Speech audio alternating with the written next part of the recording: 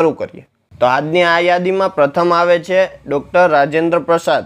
Doctor Rajendra Prasad 26 જાન્યુઆરી 1950ના રોજ ભારતના પ્રથમ રાષ્ટ્રપતિ બન્યા હતા અને 13 મે 1962ના રોજ તેઓ પદ સમાપ્તિ થયા હતા.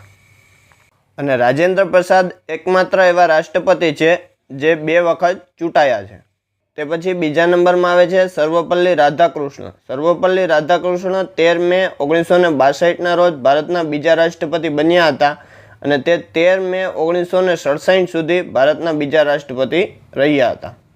તે પછી નેક્સ્ટ આવે છે ઝાકિર હુસેન. ઝાકિર હુસેન 13 મે 1967ના રોજ ભારતના ત્રીજા રાષ્ટ્રપતિ બન્યા હતા અને તે 13 મે 1969 સુધી 2 વર્ષ છે તે રહ્યા હતા ભારતના ત્રીજા રાષ્ટ્રપતિ.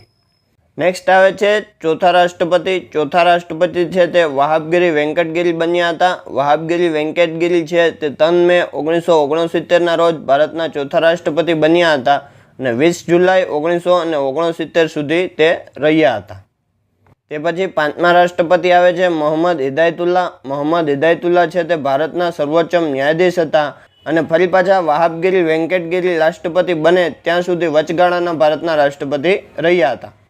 તે પછી ભારતના છઠ્ઠા રાષ્ટ્રપતિ ફરી પાછા વહાબગીરી વેંકટગીરી બને છે 24 ઓગસ્ટ 1969ના રોજ અને આ વખતે તેમનો 5 વર્ષનો કાર્યકાળ પૂરો થાય છે 24 ઓગસ્ટ 1974ના રોજ. નેક્સ્ટ સાતમા રાષ્ટ્રપતિ આવે છે ફખરુદ્દીન અલી મોહમ્મદ. તે ભારતના 7મા રાષ્ટ્રપતિ બને છે 24 ઓગસ્ટ 1974ના રોજ અને તે પદ નિવૃત્ત થાય છે 11 ફેબ્રુઆરી 1977ના રોજ. 3 વર્ષનો તેમનો કાર્યકાળ રહે છે.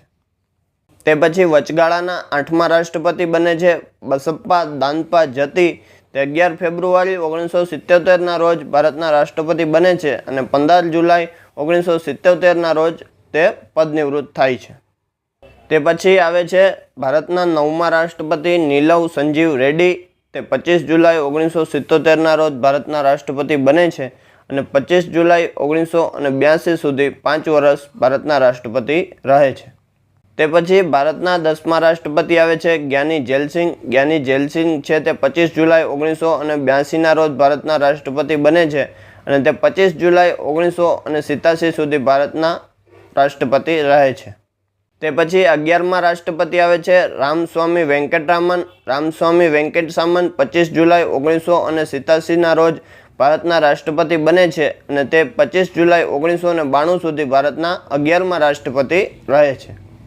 તે પછી ભારતના 12મા રાષ્ટ્રપતિ આવે છે શંકરદયાળ શર્મા. શંકરદયાળ શર્મા છે તે 25 જુલાઈ 1992ના રોજ ભારતના રાષ્ટ્રપતિ બને છે અને 25 જુલાઈ 1997 સુધી ભારતના રાષ્ટ્રપતિ રહે છે. તે પછી ભારતના 13મા રાષ્ટ્રપતિ આવે છે કે.આર. નારાયણ. મિત્રો, કે.આર. નારાયણ 25 જુલાઈ 1997ના રોજ ભારતના રાષ્ટ્રપતિ બને છે અને તે 25 જુલાઈ 2002 સુધી ભારતના 13મા રાષ્ટ્રપતિ રહે છે.